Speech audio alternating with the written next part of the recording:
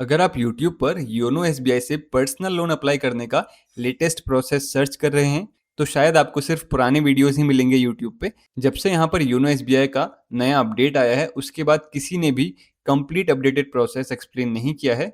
इसलिए इस वीडियो में मैं आपको लेटेस्ट अपडेट के अकॉर्डिंग स्टेप बाय स्टेप दिखाने वाला हूँ कि योनो एसबीआई से पर्सनल लोन के लिए अप्लाई कैसे करना है।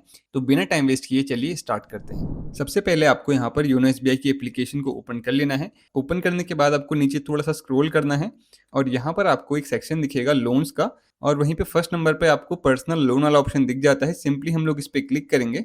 अगर आप एलिजिबल होंगे तो यहाँ आपको लोन का अमाउंट दिखाई देगा। उसके बाद नीचे आपको अप्लाई नाउ का बटन दिखेगा, सिंपली इस पर क्लिक करेंगे। इस पर क्लिक करने के बाद यहाँ पर आपको कुछ इस तरीके की स्क्रीन दिखाई देगी जिसमें अलग अलग स्टेप्स लिखे हुए हैं, जैसे कि confirm your details, check loan eligibility, get sanction details, और लास्ट में आ जाता है गेट योर लोन डिसबर्स्ड। तो एक एक करके चारों स्टेप्स यहाँ पर हमें कंप्लीट करने हैं। स्टार्ट करने के लिए नीचे लेट्स बिगिन वाले बटन पे क्लिक करेंगे। अब यहाँ पर आपको अपने पैन कार्ड से रिलेटेड कुछ डिटेल्स एंटर करनी है, जैसे कि PAN card number, date of birth, और आपके जो पैन कार्ड में नाम है वो भी आपको यहाँ पर नीचे एंटर कर देना है। डिटेल्स एंटर करने के बाद आपको यहाँ पर अपनी ईमेल आईडी भी एंटर करनी होती है। इसके बाद नेक्स्ट वाले बटन पे क्लिक करेंगे तो यहाँ पर आपको अपनी एम्प्लॉयमेंट इन्फॉर्मेशन फिलअप करनी होती है। अगर आप ऊपर में देखेंगे तो यहाँ पर आपका जो एम्प्लॉयर का नेम है और जो ऑर्गेनाइजेशन का टाइप है वो ऑलरेडी फिलअप आपको दिख जाएगा। नीचे की डिटेल्स आपको फिलअप कर लेनी है, जैसे कि नेचर ऑफ एम्प्लॉयमेंट, यानी कि परमानेंट है या कॉन्ट्रेक्चुअल बेस में है, वो आपको यहाँ पर सिलेक्ट कर लेना है। इसके नीचे देखेंगे तो यहाँ पर लिखा हुआ है करंट जॉब स्टार्ट डेट। इसका मतलब है कि जो आपकी एग्जिस्टिंग जॉब है वो आपने कब स्टार्ट करी थी उसकी डेट आपको यहाँ पर एंटर कर देनी है।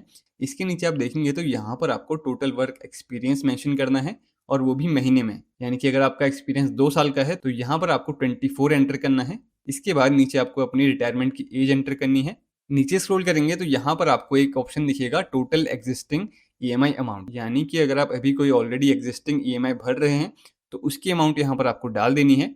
इसके बाद नीचे नेक्स्ट वाले बटन पे क्लिक करेंगे। अब यहाँ पर आपसे आपकी सैलरी अकाउंट की डिटेल्स को फिलअप करने के लिए बोला जाता है। अगर सबसे ऊपर देखें तो यहाँ पर आपको 2 ऑप्शन दिए जाते हैं। अगर आपकी सैलरी जो है वो एसबीआई के अकाउंट में आती है तो आपको पहला वाला ऑप्शन सिलेक्ट करना है, और दूसरा है कि अगर आपकी सैलरी अगर एसबीआई के अकाउंट में नहीं आती है तो उस केस में आप लोग दूसरा वाला ऑप्शन सिलेक्ट करेंगे। इसके नीचे अगर आपके पास मल्टीपल अकाउंट्स हैं तो यहाँ पर आपको अपना सैलरी अकाउंट सिलेक्ट कर लेना है।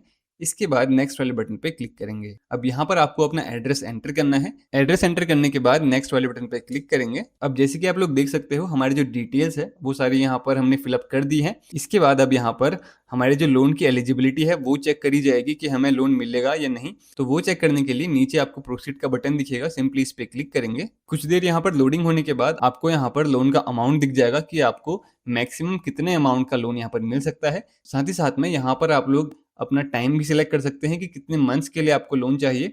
और नीचे आप देखेंगे तो यहाँ पर आपको रेट ऑफ इंटरेस्ट और कितनी ईएमआई आपकी पर मंथ जाने वाली है उसकी डिटेल भी आपको देखने को मिल जाएगी, और साथ ही साथ में प्रोसेसिंग फीस भी आपको नीचे ही देखने को मिल जाती है। सारी इन्फॉर्मेशन चेक करने के बाद आपको नीचे नेक्स्ट वाले बटन पे क्लिक करना है।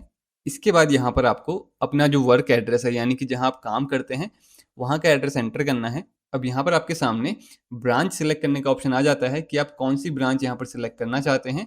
सिंपली आप यहाँ पर लोकेशन एंटर करके भी सर्च कर सकते हैं, और कुछ ऑप्शंस यहाँ पर आपको ऑलरेडी दिए जाते हैं। अगर आपका ब्रांच उनमें से एक है तो वहाँ से भी आप सिलेक्ट कर सकते हैं। ब्रांच सेलेक्ट करने के बाद नेक्स्ट वाले बटन पे क्लिक करेंगे। इसके बाद यहाँ पर आपकी लोन की जितनी भी डिटेल्स हैं, यानी कि loan amount, tenure, EMI, processing fees और इंटरेस्ट कितना जाने वाला है, वो सारी डिटेल आप लोग यहाँ पर एक बार कंफर्म कर लीजिएगा।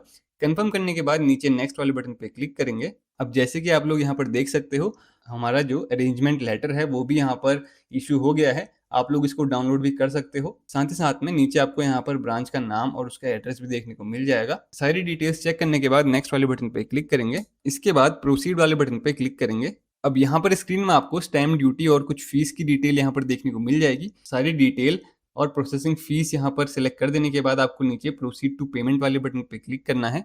अब यहाँ पर आपको अपना जो पेमेंट मेथड है वो सिलेक्ट करना है। यहाँ पर आपको UPI, debit card, net banking और वॉलेट जैसे ऑप्शंस देखने को मिल जाते हैं। आप अपने अकॉर्डिंग इनमें से कोई सा भी पेमेंट मेथड सिलेक्ट कर सकते हैं।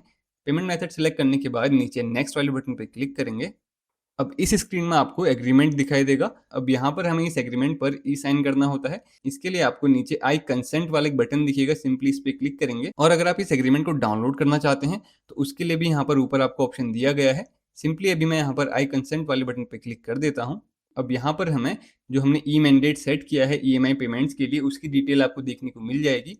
जैसे कि यहाँ पर आप देख सकते हो स्टार्टिंग डेट, ईएमआई की स्टार्ट डेट, ईएमआई की एंड डेट और फ्रीक्वेंसी कैसी है, मंथली है, और ईएमआई की अमाउंट कितनी है 19,306, ये भी आप लोग यहाँ से देख सकते हो। इसके बाद हम लोग फिर से नेक्स्ट वाले बटन पे क्लिक करेंगे। बस इतना करते ही हमारा जो पर्सनल लोन है वो यहाँ पर सक्सेसफुली अप्लाई हो गया है। यहाँ पर आप लोग लोन अकाउंट नंबर भी चेक कर सकते हो। दोस्तों लोन की प्रोसेस तो आपने देख ली, लेकिन सबसे पहले ये समझ लेते हैं कि इसकी एलिजिबिलिटी क्राइटेरिया क्या होती है। योनो एसबीआई से पर्सनल लोन जो है वो हर कस्टमर को अवेलेबल नहीं होता है। जनरली आप एलिजिबल तब हो सकते हैं अगर आपके पास सैलरीड अकाउंट है, आपका जो सिविल स्कोर है वो अच्छा है, और मोस्ट ऑफ द टाइम अगर आप बैंक के क्राइटेरिया से मैच करते हैं तो तभी आपको यहाँ पर पर्सनल लोन का ऑप्शन दिया जाता है। अब बहुत सारे लोगों का ये भी सवाल होता है कि लोन यहाँ पर कितना मिल सकता है, यानी कि कितने अमाउंट का यहाँ पर उन्हें लोन मिल सकता है। अब जो लोन का अमाउंट है वो डिपेंड करता है कि आपकी सैलरी कितनी है। अगर आपका कोई एग्जिस्टिंग लोन चल रहा है तो उसकी ईएमआई कितनी जाती है, और आपका जो रिपेमेंट कैपेसिटी है वो कितना है, बेसिकली क्रेडिट स्कोर कितना है आपका, उस पर ये सारी चीज़ें डिपेंड करती हैं। इसलिए हर यूज़र का लोन अमाउंट अलग होता है। किसी को 50,000 मिल सकता है तो किसी को यहाँ पर 5 लाख का लोन भी मिल सकता है। अब एक सवाल और यहाँ पर बहुत लोगों का होता है कि उन्होंने अप्लाई तो कर दिया है, लेकिन उनका क्वेश्चन ये रहता है कि जो लोन का अमाउंट है वो कब उनके अकाउंट में आएगा। तो अगर आपका लोन जो है वो इंस्टेंटली अप्रूव्ड हो चुका है तो अमाउंट कुछ ही मिनट्स के अंदर, या फिर अगर मिनट्स में नहीं आता है तो कुछ ही घंटे में यहाँ पर आपके अकाउंट में क्रेडिट हो जाता है।